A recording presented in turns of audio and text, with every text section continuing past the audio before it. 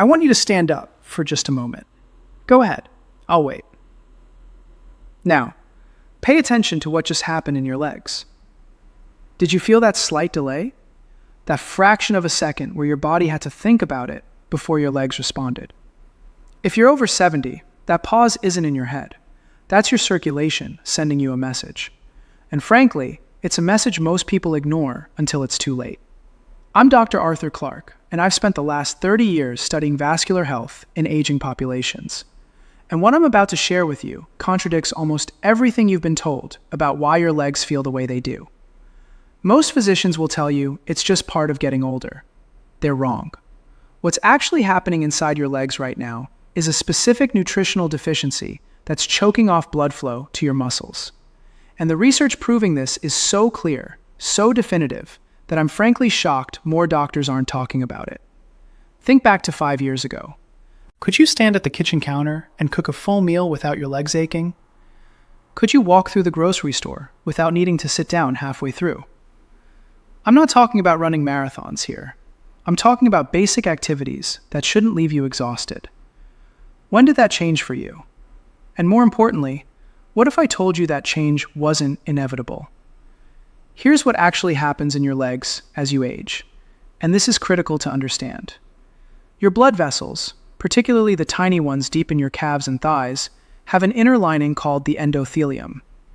Picture this lining like the non-stick coating on a frying pan. When it's healthy, blood slides through smoothly, effortlessly. But when this lining becomes damaged and inflamed, blood flow becomes sluggish, sticky, inefficient. Your muscles don't get the oxygen they need. That's when your legs start feeling heavy, cold, disconnected from the rest of your body. Now, researchers at Johns Hopkins tracked over 2,000 seniors for 8 years, and they discovered something remarkable. The ones who maintained strong leg circulation into their 80s, who kept walking confidently, who never developed that shuffling gait we associate with old age. They all shared one measurable difference. It wasn't exercise levels, though that helped. It wasn't genetics, though that played a role. It was nutrient density, specifically 6 vitamins that work together to keep blood vessels flexible, responsive, and fully functional. I'm going to walk you through all 6 of these vitamins today, ranked from supporting player to absolute game cheer. And I need you to stay with me because the number 1 vitamin on this list, the one that demonstrated a 380% improvement in lower extremity blood flow in clinical trials, that one catches everyone by surprise, even me when I first read the research. Before we dive in, do me a favor and drop a comment below telling me where you're watching from today. I read every single comment, and there's something powerful about knowing we're building a community of people who refuse to accept decline as inevitable. All right. Let's get into vitamin number 6. And I'm starting here because this one works in a way that most people have completely backward. Vitamin K2. Now, you've probably heard about vitamin K in relation to blood clotting, and that's vitamin K1. We're talking about something entirely different here. Vitamin K2 is what prevents calcium from building up inside your artery walls, where it has absolutely no business being. When calcium deposits in your arteries, and this is happening right now if you're deficient in K2, those vessels become rigid, narrow, unable to expand and contract the way they need to in order to push blood up from your feet against gravity. The Rotterdam study followed 4,800 people for a decade, and what they found was frankly stunning. Participants with the highest K2 intake had 52% less arterial calcification in their leg vessels compared to those with the lowest intake. 52%. That's not a marginal difference. That's the difference between walking comfortably and struggling to make it up a flight of stairs. Here's what makes K2 so tricky. It's almost completely absent from the modern diet. Our grandparents got it from butter, eggs, and organ meats from grass-fed animals. Today, unless you're eating fermented foods like natto, which, let's be honest, tastes like something that's already been digested, you're probably not getting any meaningful amount of K2. And even if you are eating the right foods, after age 70, your gut bacteria, which help convert K1 to K2, start declining. You're fighting an uphill battle on multiple fronts. The form matters enormously here. You want MK7, not MK4. MK7 stays active in your bloodstream for 72 hours, giving you sustained protection, while MK4 is gone in 8 hours. The dose that showed reversal of arterial calcification in studies is 180 micrograms daily. And you need to take it with fat because K2 is fat-soluble. Your body can't absorb it properly without dietary fat present. So take it with your breakfast if you're having eggs and avocado, or with dinner if that's your fattiest meal. Now, K2 works even better when you combine it with our next vitamin. And this one plays a role in your circulation that goes far beyond what anyone suspected until very recently. Vitamin E. Most people think vitamin E is just for skin health, maybe heart health. But what it's actually doing in your leg vessels is acting like a protective shield for that endothelial lining I mentioned earlier. Free radicals, which are unstable molecules produced by normal metabolism, constantly attack your blood vessel walls, creating oxidative damage that makes vessels stiff and narrow. Vitamin E neutralizes those free radicals before they can cause harm. A Mayo Clinic study of 3,000 seniors found that those with optimal vitamin E levels had 65% better blood flow in their lower extremities compared to deficient individuals. They actually used thermal imaging to measure this, and the difference was visible. Healthy circulation showed up as bright red on the scans. Poor circulation was dark blue, almost black in some cases. The visual evidence was undeniable. But here's where most people go wrong with vitamin E. They buy synthetic versions from the drugstore, and their bodies can barely use them. Natural vitamin E from food sources is 8 times more bioavailable than synthetic. 8 times. That means if you're taking synthetic vitamin E, you're wasting 87% of what you're swallowing. The best food sources are raw almonds, sunflower seeds, and wheat germ oil. But you have to eat them with healthy fats.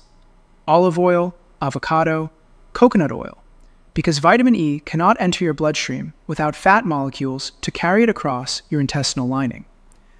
If you're supplementing, and many people should be, because it's hard to get therapeutic doses from food alone, look for mixed tocopherols on the label. Your blood vessels need all 8 forms of vitamin E working together, not just alpha tocopherol, which is what most cheap supplements contain. The dose that showed circulation improvement in clinical trials is 400 international units daily, but split it into 2 doses of 200 with meals. Taking it all at once overwhelms your absorption capacity, and most of it gets eliminated unused. A German study showed that seniors who took vitamin E with their largest meal absorbed 73% more than those who took it on an empty stomach. Even with perfect vitamin E levels, though, there's another vitamin your blood vessels need for structural integrity. And without it, those vessels literally start falling apart. Vitamin C. Now, I know what you're thinking. Vitamin C is basic. Everyone knows about vitamin C. But what you probably don't know is what happens in your leg vessels when you're deficient. And trust me, after age 70, most people are chronically deficient. Your blood vessels are held together by collagen, the same protein that keeps your skin firm. And your body cannot make collagen without vitamin C. It's biochemically impossible. Stanford researchers just published findings showing that seniors with optimal vitamin C levels had blood vessels that were 40% more elastic compared to those who were deficient. 40% more able to expand and contract, which is absolutely critical because your leg vessels need to flex thousands of times per day to push blood back up to your heart against gravity. Here's the problem with vitamin C. It's water soluble, meaning your body can't store it. You need a steady supply throughout the day. Most people take 1 big dose in the morning, their kidneys filter it out within a few hours, and they spend the rest of the day deficient. That's why the divided dose protocol works so much better. Instead of 500 milligrams once daily, take 200 milligrams 3 times daily with meals. This maintains steady blood levels and gives your blood vessels constant access to what they need for repair and maintenance. Kiwi fruit contains 3 times more vitamin C than oranges, and the vitamin C in kiwis is bound to fiber that creates a time-release effect in your intestines. You get sustained absorption over several hours, instead of the spike and crash you get from supplements. If you are supplementing, avoid standard ascorbic acid tablets. They're harsh on your stomach and poorly absorbed. Look for buffered vitamin C or sodium ascorbate instead. The critical detail nobody mentions is that you need to take vitamin C with bioflavonoids compounds, like quercetin or rutin, because these protect vitamin C from oxidation and dramatically increase its effectiveness. Red bell peppers are actually the ultimate vitamin C source for leg circulation because they contain both the vitamin and capsaicin, which creates a warming effect that dilates blood vessels immediately. Now we're getting into the heavy hitters, the vitamins that can create changes you'll actually feel in your legs within days, not weeks. This next one works so fast, so dramatically, that the first time you take it, you'll know within 30 minutes that something is happening. Vitamin B3, niacin. Niacin does something no other vitamin can do. It forces your blood vessels to expand within minutes of taking it, creating what doctors call a flush. Your skin turns red, feels warm, and that warmth is millions of tiny blood vessels opening up, allowing oxygen-rich blood to rush through capillaries that haven't seen proper flow in years. The Cleveland Clinic gave seniors with poor leg circulation 500 milligrams of niacin daily and measured blood flow with ultrasound technology. The results were staggering. A 180% increase in circulation to the lower legs within 6 weeks. Many participants reported that chronic leg cramps, the kind that wake you up at night, completely disappeared. Niacin works through multiple mechanisms simultaneously. It reduces the sticky LDL cholesterol that clogs arteries. It increases protective HDL cholesterol that cleans vessels. And it triggers the release of prostaglandins, compounds that dilate blood vessels, like opening a highway from 2 lanes to 6. The flush that people experience, and yes, it can be uncomfortable at first, is actually a sign that it's working perfectly. However, there's a specific way to introduce niacin that maximizes benefits while minimizing discomfort. Start with just 50 milligrams after dinner for 1 week. Your body will adapt. Then increase to 100 milligrams for another week. Gradually work up to 500 milligrams over a month. The immediate release form is actually better for circulation than extended release versions, because it creates that beneficial flush that signals vessel dilation. Food sources include turkey, chicken breast, and peanuts. But here's something crucial. If you're taking acid-blocking medications for heartburn or reflux, you're probably not absorbing much niacin from food at all, because the niacin in food is bound to proteins that require stomach acid to break down. The most effective protocol is 250 milligrams of immediate-release niacin, twice daily with meals, and take it with a baby aspirin, 81 milligrams, which reduces the flush while actually enhancing circulation benefits by preventing platelet aggregation. We're down to the top 2 now, and these are the ones that separate people who maintain vibrant, functional legs into their 80s from those who start declining in their early 70s. This next one is technically a hormone, not a vitamin, and it controls over 1,000 genes in your body, including the ones that determine how well your blood vessels function. Vitamin D3. The Framingham Heart Study revealed something shocking. People over 75 with vitamin D levels below 30 nanogecs per milliliter had 80% more arterial stiffness and 62% worse blood flow to their extremities compared to those with levels above 50. And this difference translated directly into walking ability and leg strength. The people with optimal D3 levels were walking a mile, while the deficient group struggled to make it around the block. Your blood vessels have vitamin D receptors throughout their walls. When these receptors are activated by D3, they trigger production of nitric oxide, the master molecule that relaxes and dilates your vessels, allowing blood to flow freely, even through the tiniest capillaries in your toes. Without adequate D3, those vessels stay constricted, rigid, unable to deliver the oxygen your leg muscles desperately need. Here's what nobody tells you about D3 supplementation. Taking it once a week in a larger dose is actually more effective than daily small doses, because D3 is stored in your fat cells and released slowly, creating a steady supply. The sun is obviously the best source, but after age 75, your skin produces 75% less vitamin D from sun exposure compared to when you were young. And that's assuming you're getting enough sun in the first place, which most seniors aren't. If you're supplementing, and you absolutely should be, you need to take D3 with vitamin K2 because they work synergistically. D3 increases calcium absorption, while K2 directs it away from your arteries. Taking D3 alone, without K2, can actually worsen arterial calcification. The optimal protocol is 5,000 international units of D3, taken with breakfast, along with 180 micrograms of K2 MK7. And here's the crucial detail. You must take it with fat from whole eggs or avocado, because D3 absorption increases by 50% when taken with a meal containing at least 15 grams of fat. Wild-caught salmon, sardines, and mackerel are the best food sources containing both D3 and omega-3 fatty acids that enhance D3 circulation benefits. But you'd need to eat fish daily to maintain optimal levels, which is why supplementation is almost always necessary for seniors. Now we've arrived at number 1, the vitamin that changes everything. And I need you to pay very close attention here, because this is the one that most doctors completely miss. And it's the one that demonstrated the most dramatic improvements in leg blood flow in clinical trials. Vitamin B12. A Japanese study of 1,000 seniors found that correcting B12 deficiency increased leg blood flow by an astounding 400% within 12 weeks. 400%. Some participants went from barely being able to walk to their mailbox to completing 5-kilometer walks. This isn't a gradual improvement. This is life-changing transformation. The reason B12 is so incredibly powerful for circulation is that it controls 3 critical functions. First, it's essential for producing red blood cells that carry oxygen to your legs. Second, it maintains the myelin sheath that protects the nerves controlling your blood vessels. Third, it reduces homocysteine, an amino acid that damages vessel walls and creates inflammation that blocks blood flow. Here's the terrifying part that no one talks about.